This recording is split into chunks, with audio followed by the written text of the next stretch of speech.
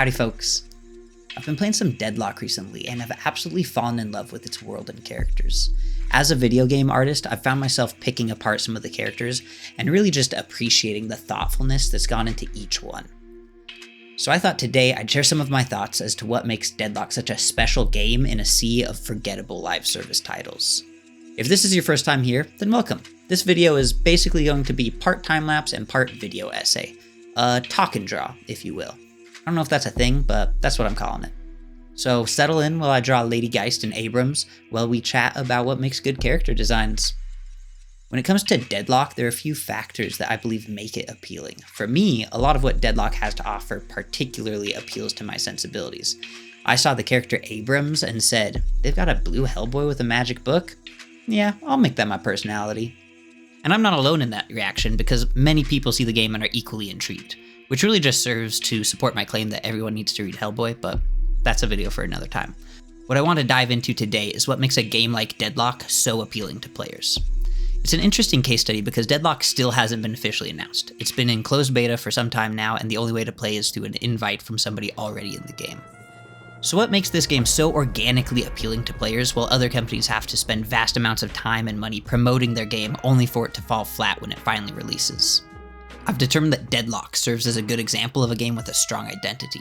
Of course, when talking about Deadlock's appeal, it's hard not to bring up the most recent public flops of Concord and Highguard, two games that have been continuously dragged for having terrible character design, and I don't want to continue the dogpile in those games. They both clearly failed in multiple areas when it comes to introducing a live service game that captures the interest of players.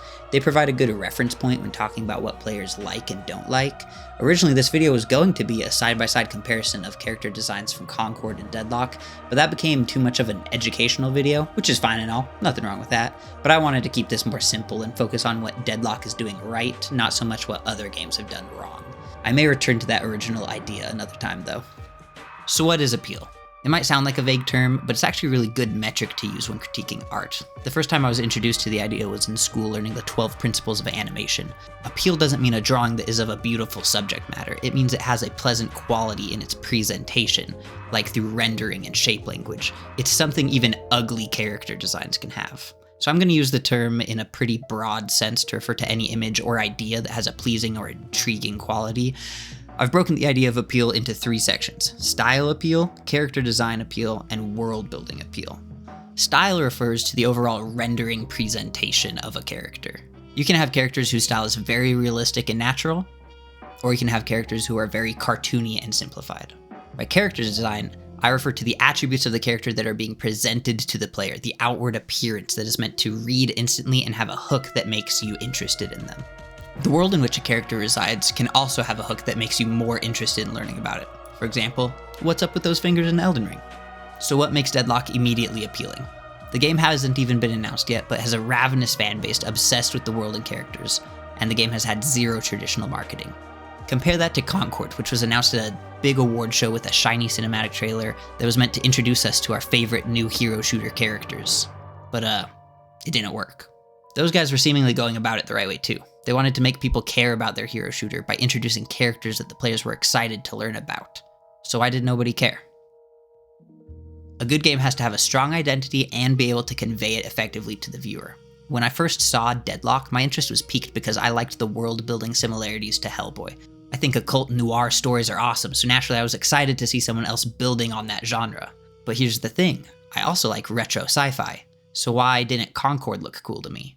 Was it a lack of identity, or did they just fail to communicate it effectively to everyone? On paper, it's a pretty cool world. It's like a sleeker, more poppy Star Wars universe. So why was everybody and their chronically online grandma so unimpressed? I think in the case of Concord, it's actually helpful to look at the success of Arc Raiders. Both were going for a retro sci-fi, analog, Star Wars aesthetic. Obviously not the exact same direction, but definitely talking to the same sci-fi fans. When I first saw Arc Raiders, like Deadlock, I was immediately hooked by its world. And because Arc Raiders isn't a hero-based game, we know it wasn't the characters that were selling me on it. It was definitely the world building. The trailer for Arc Raiders had me immediately asking questions like, what happened to Earth? Where did the Ark come from? I can have a pet chicken? Whereas Concord felt pretty standard. Yeah, it was a neat sci-fi world, but it didn't have a hook that left me wanting more. It felt like something we'd seen before. It lacked an intriguing identity. Some games just have that identity that leaps off the screen, while others have to work very hard to convince you they're cool. But as we all know, cool people don't have to convince you they're cool. But let's get back to Deadlock's character design. As we've established, there are multiple factors to making something appealing, so I want to walk through a character design and talk about why it's so successful. Style is how something is being shown, not what is being shown. Deadlock has an appealing, simplified style. On the scale between Mario and Arthur Morgan, it sits about right here. Simple textures, strong shape language, poppy colors, not really for kids, but also fun enough to allow for Valve's trademark humor. It might be unpleasant to hear, but I think the style sits in that sweet spot where Fortnite is, where the art feels all ages. You can see the evolution of the style in some of the character updates over the game's development. Now let's look at character design. When I talk about character design, I'm referring to the design choices that teach us specific things about the character's qualities. Are they smart? Crazy? Sleepy? Of course, the character design shouldn't tell you everything about the character, and it's important we have characters that challenge our expectations and surprise us.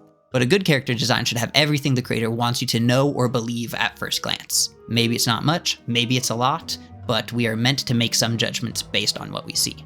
So let's take a look at Abrams. What are the surface propositions? A surface proposition is what you can see on the character. Clothing, accessories, posture, that kind of stuff. Our guy has blue skin, horns, one of them is broken, glasses, he's smoking a cigarette, carrying what is probably alcohol, he's got himself handcuffed to a book, he's wearing professional attire that's generally clean, but disheveled, and he's got a trench coat on. And finally, looking at his overall shape, this is a big guy. So now that we've identified his surface propositions, we ask ourselves, what are the deep propositions? Each one of those surface propositions carries some level of symbolism or inference that we can learn from. That's the deep proposition. We're going to pretend we don't know anything about this character and make assumptions based off of those surface propositions. Blue skin means this guy isn't from around here. Maybe he's Canadian. The horns, though, they carry all sorts of symbolism. Demonic, dangerous, wild, so maybe not Canadian. But look at that hair. It's so nice. Actually, I didn't notice that when I was looking at the surface propositions.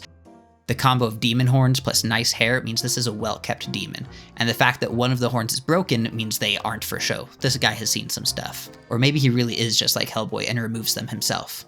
He's got glasses, which means he's a nerd. Smart. Whoever this demon is, he clearly does paperwork. The cigarette and alcohol are also starting to build up that detective noir aesthetic. This guy's life is stressful and he's self-medicating. That leads us to the potential source of his stress. This guy's handcuffed to a book. Even Paige thinks that's weird. People handcuff themselves to objects as a safety measure. He doesn't want the book leaving his side.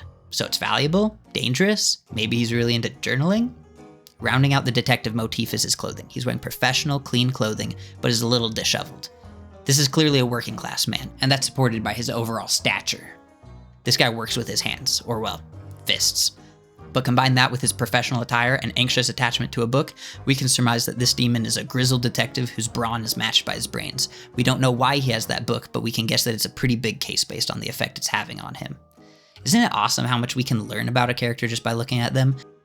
We don't know everything about Abrams, but he's made a pretty good introduction that for most people will leave them wanting more. Why is this demon a detective? Does he punch things instead of addressing his emotions? Will he ever quit smoking? If such a character seems interesting to you, then you should really go read Hellboy. And I guess play Deadlock. And finally, we have to talk about Deadlock's world building. The game takes place in an occult noir New York known as the Cursed Apple. Years before the events of the game, the world was turned upside down by an event that unleashed all manner of arcane knowledge and magic into the world.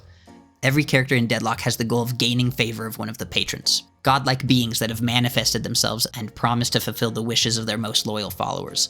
Lovecraftian horror has definitely been blown up in recent years, so we've been seeing plenty of occult stuff, but I think to the general public, this combo of Prohibition-era America and the occult feels really fresh.